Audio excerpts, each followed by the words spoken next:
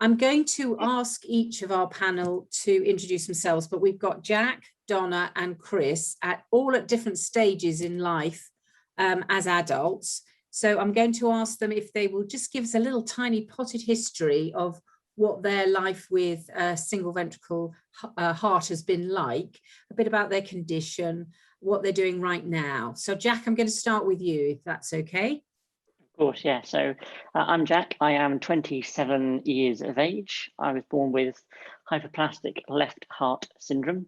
I currently live at home with my parents. I run my own online slipper business whilst working also part-time, currently from home for Clark Shoes. Self-independent, drive, all that jazz, and loving life. Thank you. That sounds really great.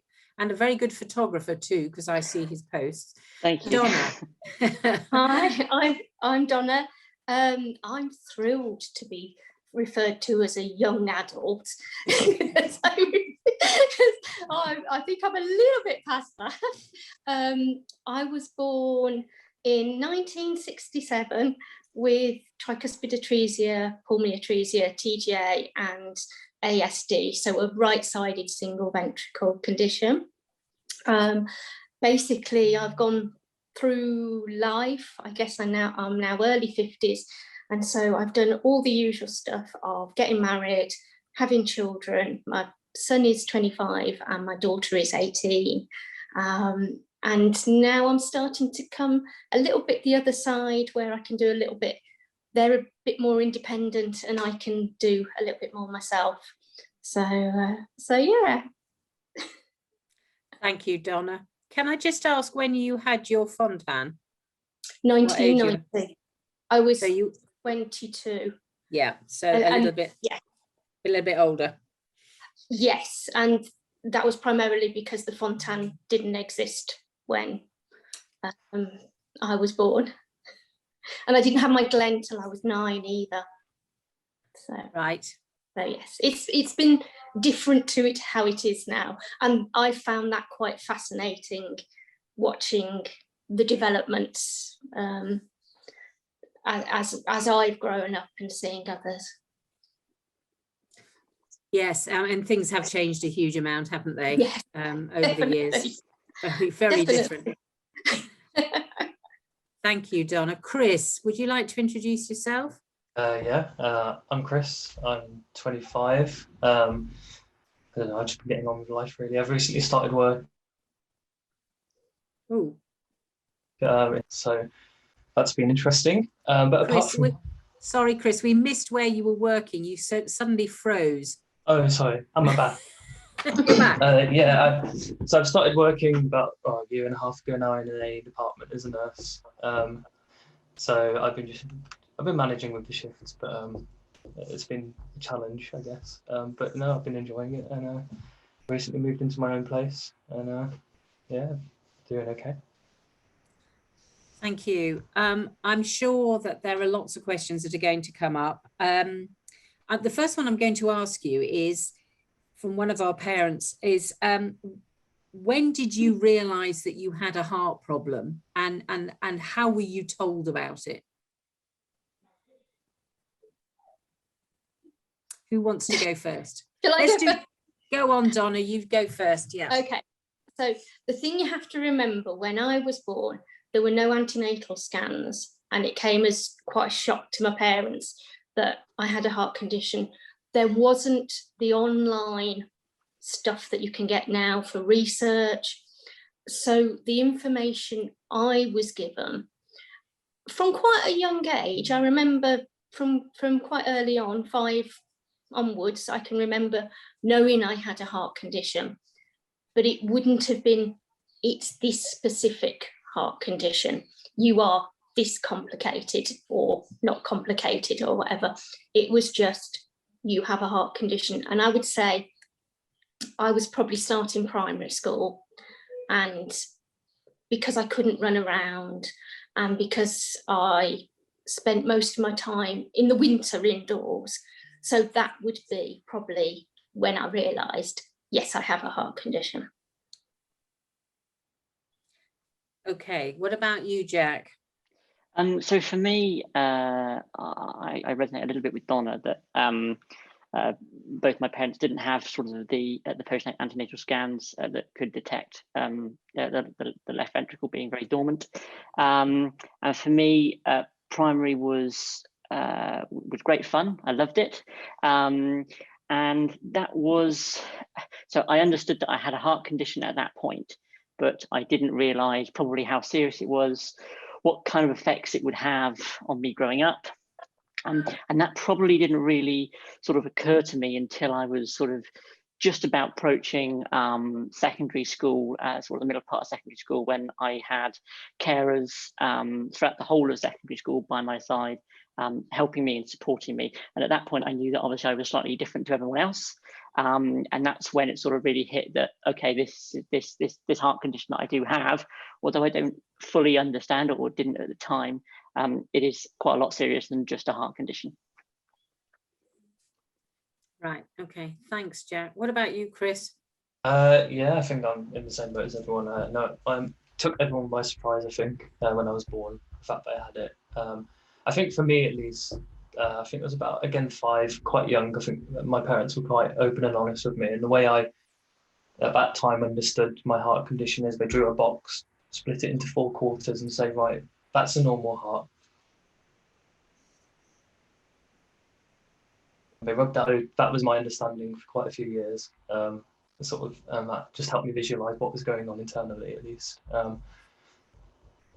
Yeah, I mean, obviously my understanding of it has grown, and particularly going through training to be a nurse and whatnot, obviously that started to realize a lot more about the seriousness of it than I maybe would have done as a teenager. But I mean, that's how it is, really. So that's how I understood it as a child, and I think that was fine, to be honest. So somebody else has come up with a question. Is there anything you wish your parents had spoken to you about, but they haven't or didn't? Not particularly. No. I think my parents are quite honest with me, and I think that was maybe the best way to go about it, to be honest, because it kept you involved. It made you part of the decision-making process and all those sort of things. Even if obviously at the end of the day they had to be parents and tell you, no, you can't do this, you're on warfarin or whatever it might be. There was still that element of understanding and conversation.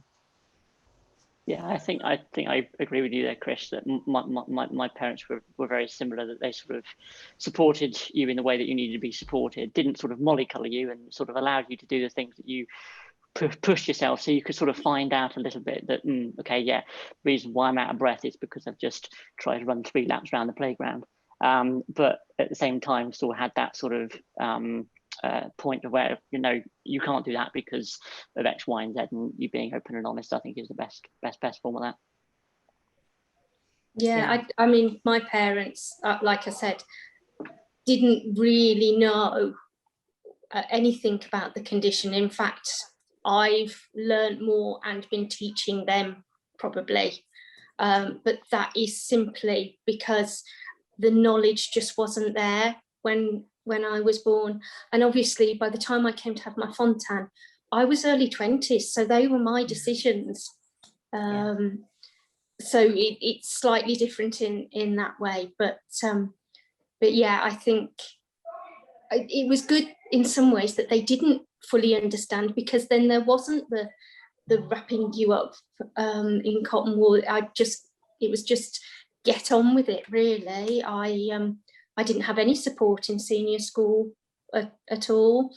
I remember getting out of breath, but I didn't have that support and also things have come on a lot with support, educational needs, social care needs, all those sort of things have developed so much over the last few years that I think that's the only thing I notice more now, and it's in a good way, you know.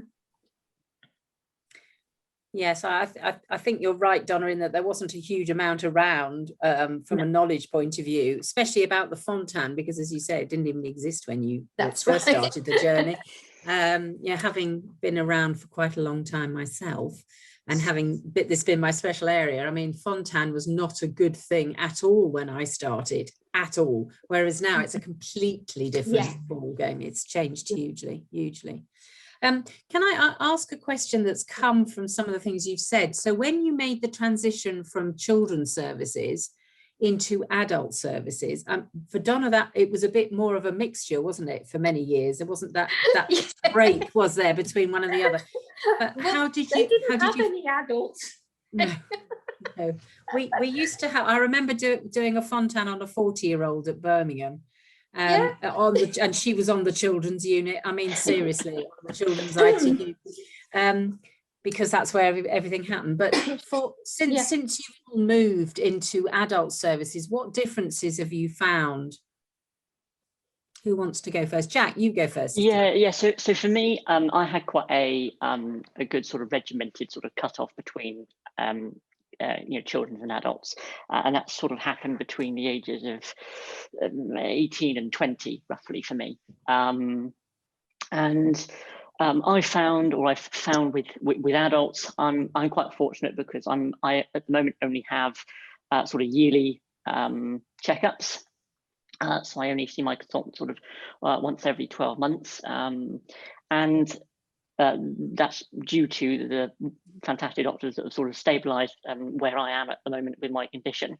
But I think they also, what I've noticed the big difference is that, touching sort of Donna's point, that now I make the decisions, and I have that conversation with Dr. Paul Cliff and Dr. Bayswater and that kind of those people, to try and understand a little bit more about the future, what it may hold for my particular journey, for my particular route.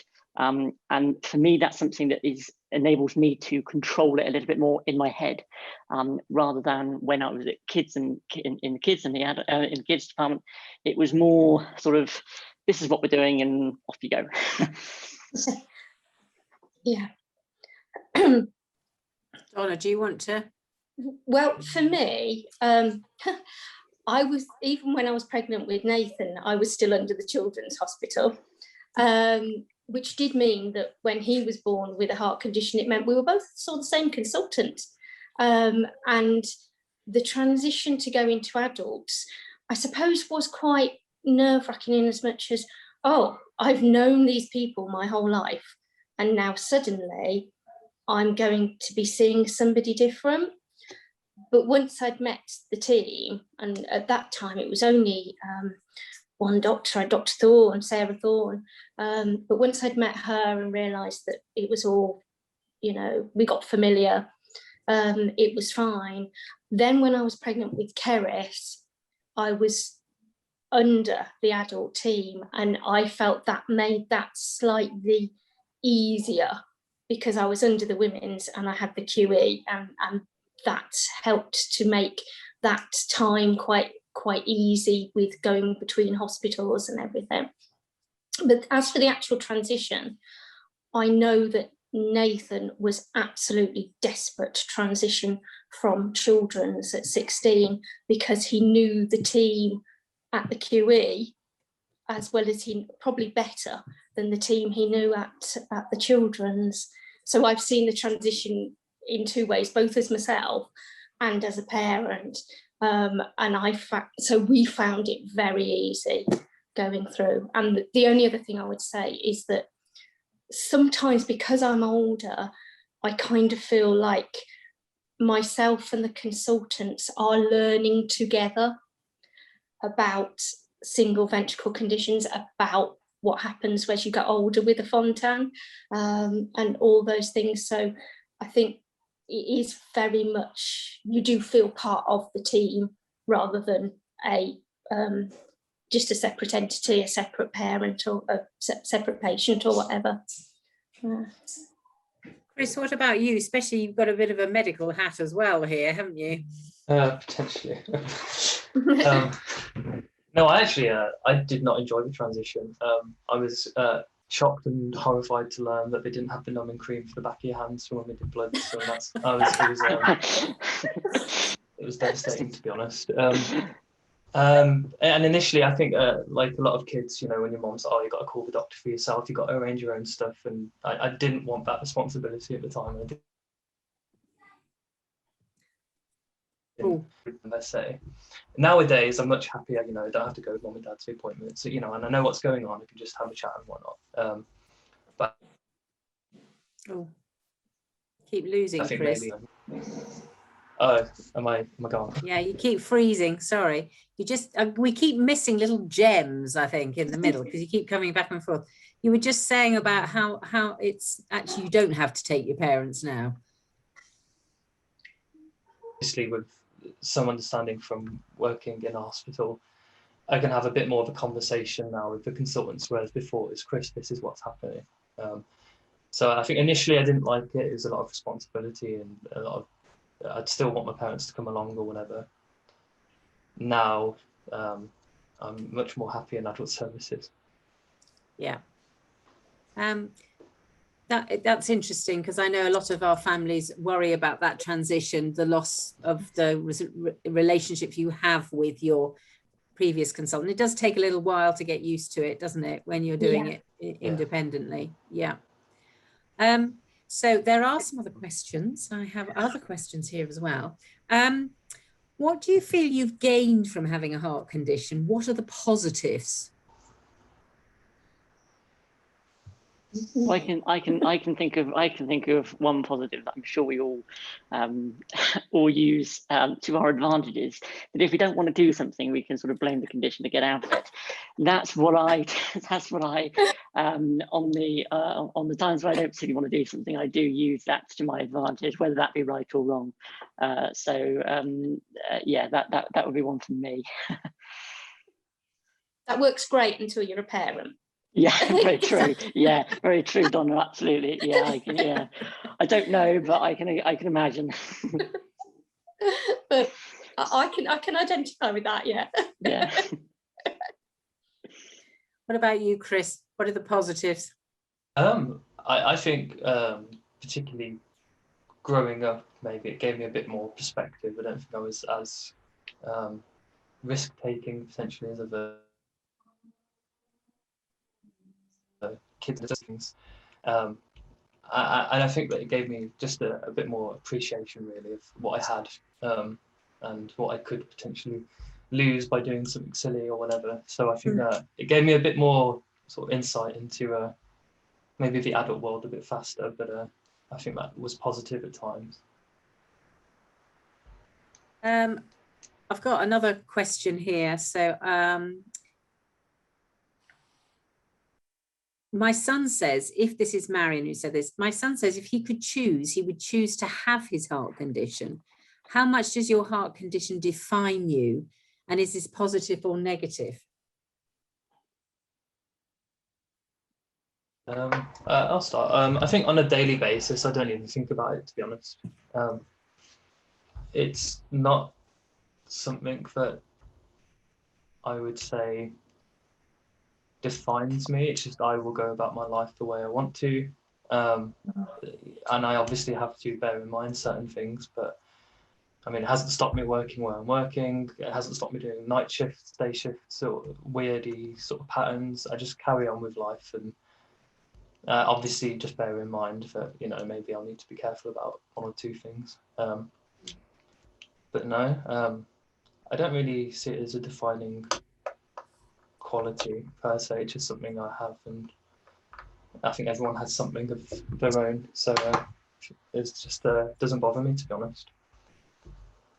Yeah, I think it's continually been that this is just the way it is, and if you meet a challenge, you just try and get over it, and otherwise you're just living. I don't think you really think about it. It's just you adapt to how you're feeling at that particular moment and adapt everything around you to fit in with that. And I'm not sure. I certainly wouldn't want to be without my heart condition. I don't ever think, oh, I wish I hadn't got a heart condition, because I've always had it and that's fine. I've learned to live with it, I guess. And I just think that it is part of me, and it's what makes me me. And somebody gave me a great quote the other day, and it was, everyone's normal until you get to know them.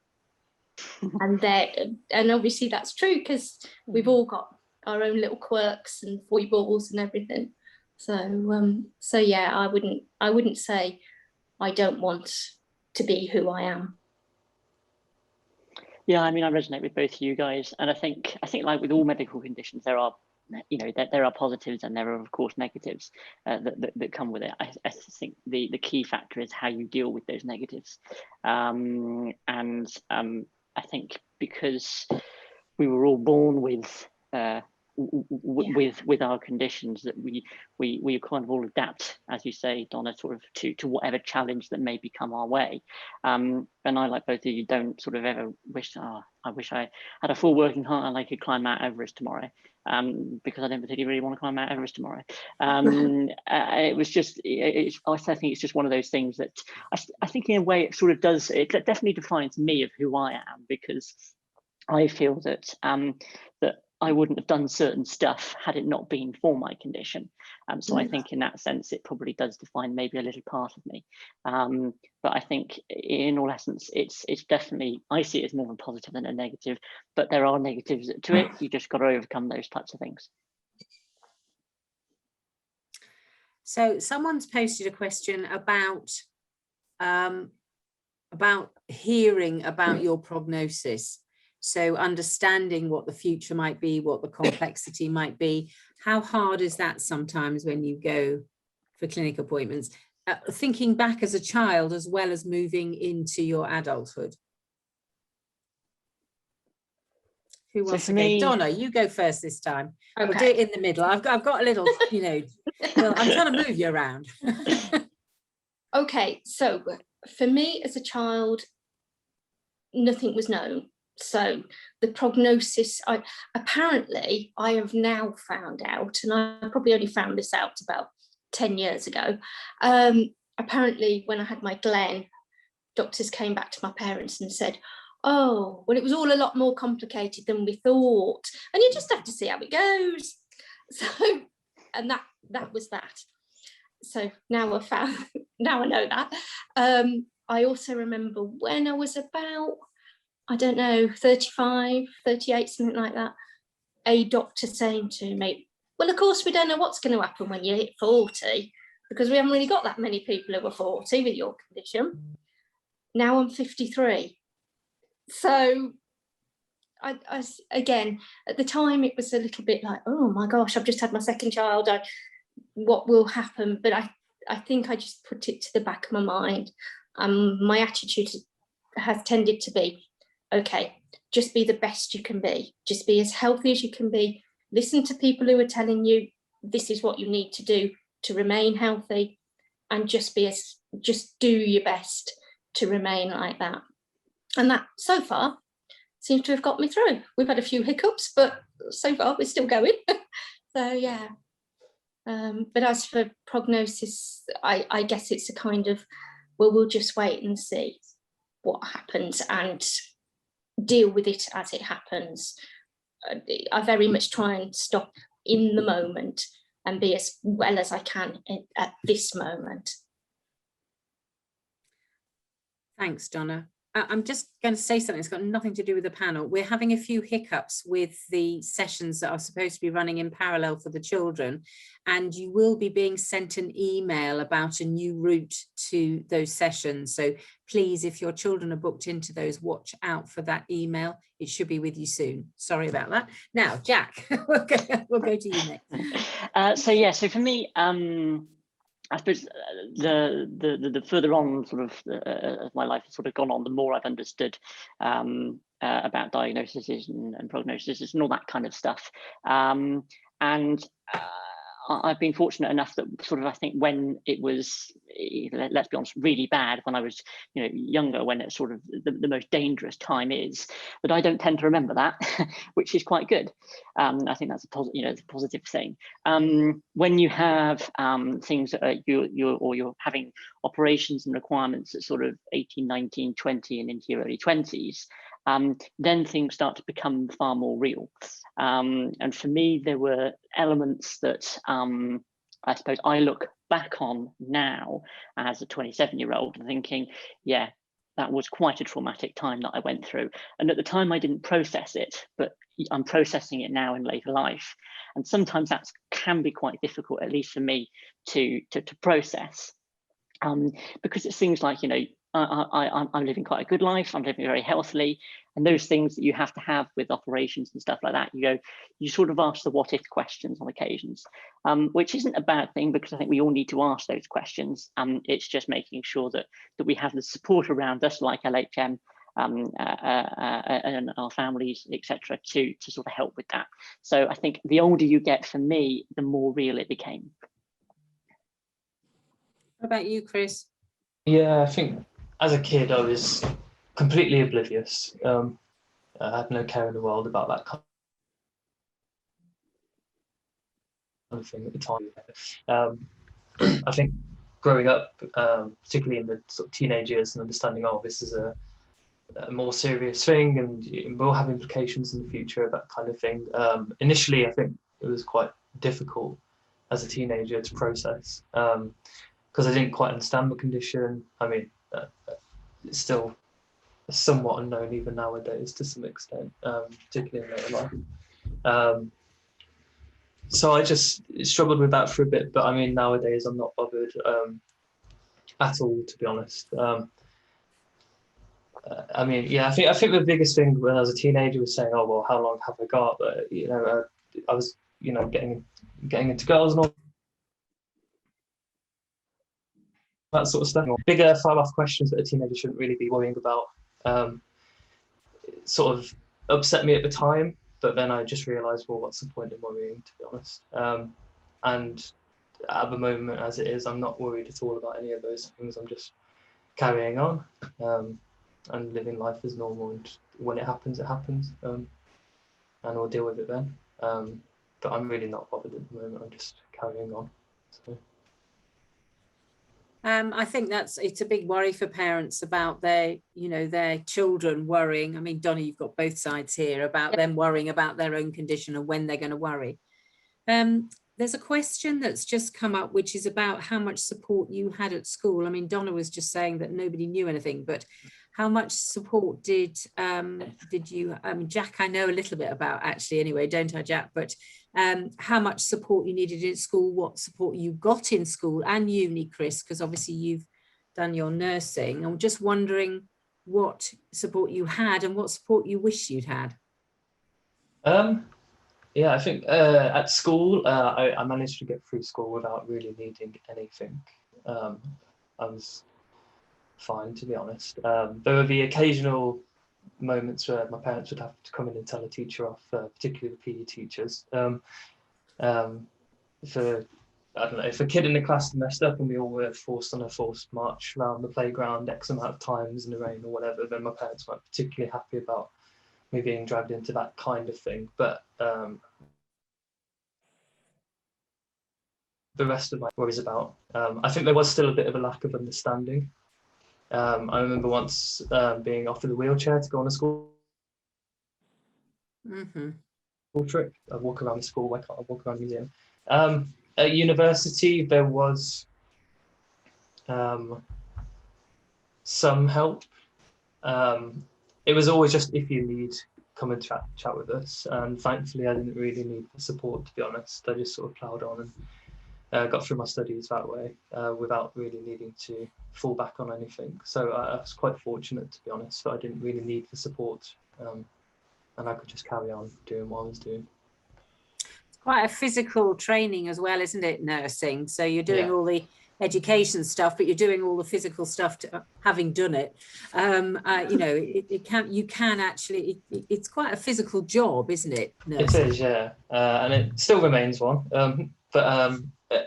I mean, particularly during COVID work, I've been supportive. But aside from that, I mean, I don't fortunately really need the help that often or need any sort of leeway given to me, so I can just carry on and I just manage it in my own ways. So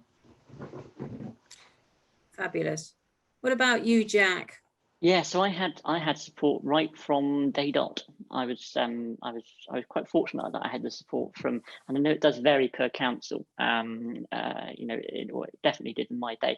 But I had support right from reception or year 1 in primary, right the way up through to year 9 of secondary school, and then during my GCSEs, the support actually dropped off, which was more through me trying to become more independent, which was definitely a good thing for me. But I had a support assistant right the way through school. To when I wasn't strong enough to carry my bags because the books were heavy, that kind of stuff, to not being able to do a full 5 lesson period. I would only do 4 out of 5. Those types of things that the school sort of put in place for me to be able to continue on learning. I didn't go to college and I didn't go to university. I spent, I think, probably about 6 days at college. Hated it with a vengeance. It's not for everybody, and dropped out and did something completely different. But yeah, so but from school point of view, yeah, I did have the support right the way through. Donna, did you have anything when you were at school, or? No, nothing, which did lead to a couple of times where maybe I was pushed too hard and I would end up being really breathless, and obviously I hadn't had my fontan at that time. No. And so I think in some ways that gave them all a bit of a scare. Oh, this is a real thing. I didn't do PE, that was just a no. So I never had those sort of challenges. But no, I know, looking back, in some ways it would have been helpful to have had somebody who could have carried books, and perhaps that would have meant also I wouldn't have had to have carrying them myself would have put a bit of strain on me. And I think it would have meant that maybe I had more energy at the end of the day, rather than using all my energy up in the school day and then finding that I was tired afterwards. So those extracurricular things, perhaps I didn't really bother with too much because I was too tired. So it possibly would have been useful, but it didn't happen, and that's the way it was. So, yeah, you know, yeah. For myself, both my children have their own difficulties, and having seen how I've had to fight for them, it is well worth it if you feel your child needs it. However, it didn't happen for me, and that's fine. I've managed, you know. So. Yeah. Well, the next session this afternoon is an education workshop. And we have a fantastic team who are going to be leading that to help parents find the right ways through getting the right sort of support in school. And every child's needs are different. So it's about the individual needs for each of them. One of the questions I've got here is, how do you cope with having a scar? Oh, scars are tattoos with more interesting stories. Oh, brilliant. I love that. That's great. I'd like to claim I made it up, but I didn't. Oh, excellent. What about you, Jack? Me, yes. I have one great big one down the front of my chest, and it's there, and it's me, and that's all I think about it. I don't think anything else of it. I'm never going to be body beautiful, so embrace it whilst you can. Good on you. Go, Chris, what about you? Doesn't bother me at all. It's just there. But then I've never known anything different, so there's nothing to compare to really, and I'm not bothered. Yeah. I think some people find it harder than others. I think my personal feeling is that from families I've worked with, young people I've worked with, is be positive about it rather than negative, because it is part of you, but it doesn't define you. Yeah. No. It's not the only thing, is it? Yeah. I think the only other thing I would say is I'd already met my husband. He wasn't my husband at the time, but I'd already met him before I had my fontan. And I remember saying to him, oh my goodness, you know, I'm going to have this big scar, and it's either going to run out, and because mine actually goes under my breast line, or run down the front. And he turned around and said, well, as long as you're all right, I don't care about the scar. And I guess that's what that really helped me to accept that scar, really. And as for the rest, well, they all tell a story. Yeah, they do. I'm going, one of the questions that's come up is around this week, which is My Normal is Different. Okay. And this came about, this title for the Awareness Week came about because COVID has obviously been affecting the whole country, but COVID has affected young people and families where there's single ventricle heart disease more. And even when we come out of lockdown, things can still be different. So I'm interested in knowing how COVID has affected you and what you've done about it and how you feel about stepping out of any of the restrictions. I'm going to start with Donna, because she's also got 2 kids that have some needs as well, don't you, Donna? Yeah. So for us, within a week of the lockdown, I had a call from my team that said, you need to shield. So that was that. Now, we had gone from nobody being at home to everybody being at home. And my son has a PA and my daughter has 2 PAs and to help them. And so it suddenly became, my husband decided to work from home and everybody was here. And so that was quite a challenge. And initially, because of the whole shielding thing, I spent days upstairs not really speaking to anyone. And gradually that became not really, it wasn't really working. And so we took the decision that, yeah, all the carers are being tested anyway regularly, so we'll relax a little bit. But I think for me, it was more challenging as a parent, trying to keep, especially Nathan, safe, and than it was to thinking about myself. And I think that's a whole parent thing, isn't it? You tend to think about your children rather than yourself. And again, when this particular lockdown happened and we were told to shield again, instead of Keris going back to school, she stopped at home, but she didn't really mind. But it was a challenge at times, everybody being here. I am nervous about stepping out again. And actually, there were quite some positives. I quite like having my husband working at home.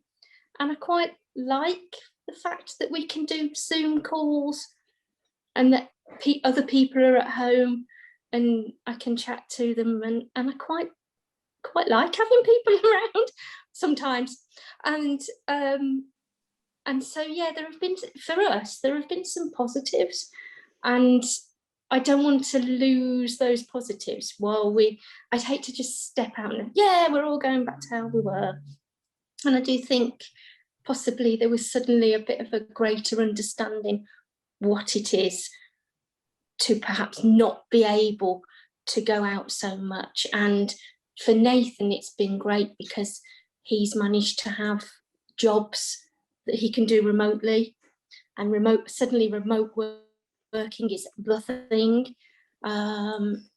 So yeah, there's bits and pieces that I think, oh no, I don't want to let go of that. And it's quite nerve-wracking going from one mindset that you've just got used to into another. And I all the people that say, yeah, can't wait to do this, can't wait to do that, well, you go do it and I'll just take it slowly. And that's we're just dealing with it as a family. What works for us, really. Chris, how have you managed? Because your work is very face on, isn't it? What did the team say to you? Yeah. So yeah, I mean, oh gosh, it's been a long year. I remember back in January, we all sat in the staff room watching Wuhan, and we were having a bit of a laugh, like, oh, that would never. It's just never. And just all of a sudden, we started getting alerts from Public Health England and to watch out for people from certain areas of the world and all that sort of stuff. And A&E doubled in size, and everything changed. So initially, just before the first lockdown, there wasn't much knowledge, there wasn't much fear or understanding maybe. Of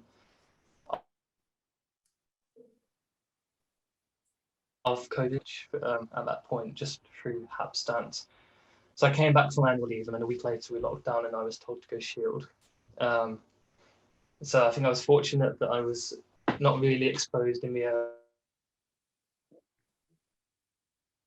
early stages. I got to Shield and came and work wanted me back because they were busy.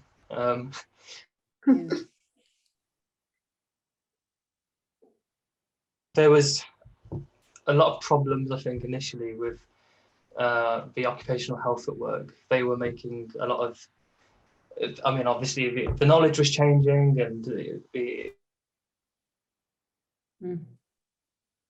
information that they were trying to, with the best information they had, formulate these sort of like categories, where if you fit into a category, you are off. If you fit into another category, you could work in admin or away from patients, and another one would put you on the shop floor.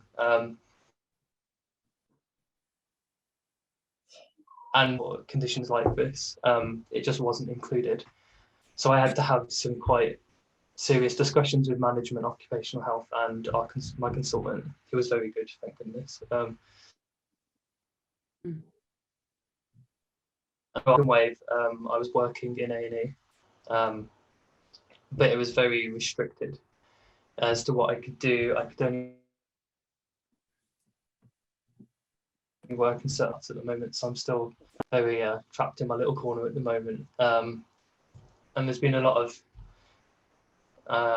equipment available to me since the first lockdown, at least, to sort of protect myself while I am at work. I'm not sure that, I mean, I've been in the middle of it. It's been stressful, from thinking about myself and then also thinking about patients. It's been very hard at times, but I think I am personally looking forward to getting out of this and resuming some normality, going, all that sort of stuff. But I do think the easing is maybe a bit too fast. I'm hoping the vaccines will pick up a lot of the strain there. There's a lot of good evidence to say it will. But I don't know, to be honest. I am going out to the shop and I'm taking the approach that if I'm in the thick of it, I can at least do my own basics. But I don't know, to be honest. I'm just taking it as it comes and seeing what happens on a day-by-day basis. But yeah, that's been it really. I'm going to ask Jack, but I'm also going to ask you all about your vaccinations in a minute. Jack, how's it affected you? So I've been very fortunate. I've had both my vaccinations. I thought I was going to have my second one today, but I actually managed to squeeze it in last week, which was quite good. So yeah, I've been fortunate. I've had both my vaccinations. I've also been fortunate that the business I run is all from home, so I don't have to go out for that. And also the part-time role that I do is also could also be done from home. Suzie, as you mentioned, I'm a bit of an avid photographer, so I did find it hard not sort of trying to escape on a few sort of quiet weekends to sort of maybe just find a wood somewhere with nobody else just to take a few photos, to have a bit of escapism. And I think that's what I'm most looking forward to, is sort of getting back to do what I quite enjoy doing on the weekends and that kind of stuff, to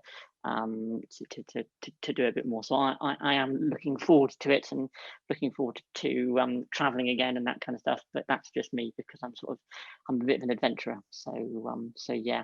But one of the things that obviously happened this week, which is my normal is different, that I saw on the social media pages that Sam and the team have sort of been putting out, is the thing about germs, and that, you know, COVID's come along and we're sort of with this germ frenzy and making sure we're wiping every surfaces like clockwork. But actually, you know, I remember it in my time at school when a common cold would not be for 6, and I would be down and out for a week or more, just on a little bit of a sore throat and a cough.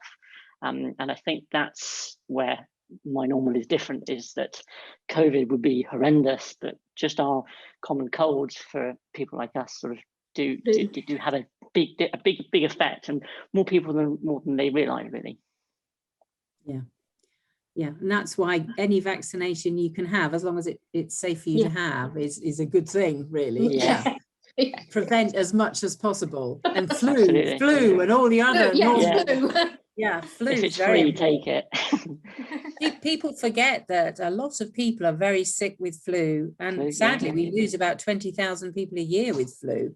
Now they're in the much older age group on the whole, you know, we're not really talking about younger people, but nevertheless flu is a risk. Donna, have you had your injections? Yeah, so I've had both mine, and Nate had his both at the same time. Oh, and Keris had hers as well. Our GP was very good, actually, and she just said, okay, we'll get all 3 of you done. Fortunately, and then Andre was just a few weeks after, because he could be done as a carer, because I argued, actually, if he goes down, we all go down. Yeah. And it's probably the most important component with regard to keeping us all afloat. So he's had his first and he's awaiting his second, but the rest of us have all had our second. So that's good. It's a bit of a relief, really. Yes, it's another step out, as Chris is saying. Chris, have you had your vaccinations? I got a phone call the day it arrived in Birmingham. Through work, I think the discussions I've had with them and where I was working, I was prioritised as clinically vulnerable, but also a healthcare worker and all the other things. So I got mine on day 1 and had the second one in January or something. So I've been very fortunate. Okay, so you're all done, which is really good. Yeah. That's fantastic. So Jack's just alluded to the things that he's going to be doing when he can get back out and about. So we know he's off on an adventurous weekend with his camera. Donna, what are you off to do?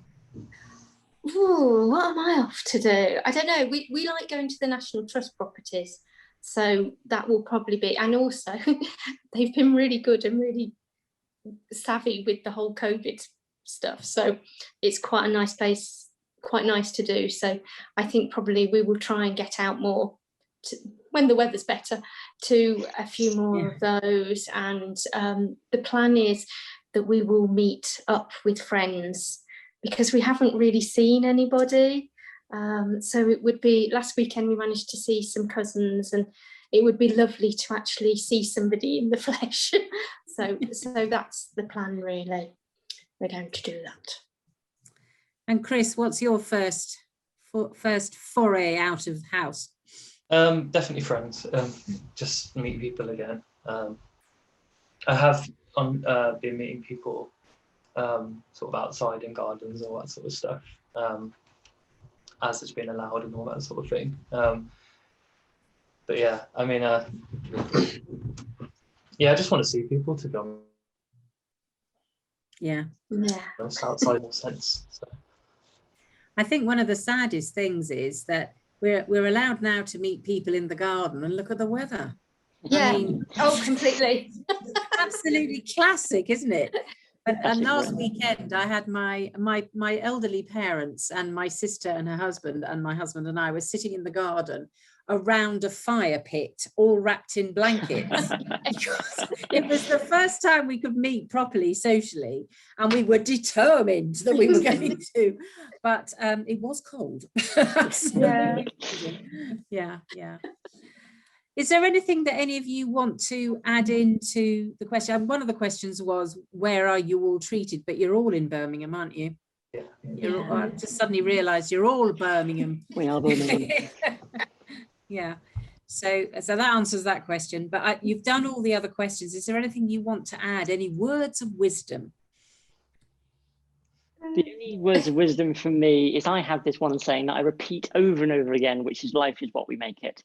And I think that's something that we all need to take on board, that just sort of, whatever it may well be, just make the life best you can be. And also, I'm very open, Suzie, as you know, that I'm contactable on social media, Facebook, Instagram, add me, whatever it is.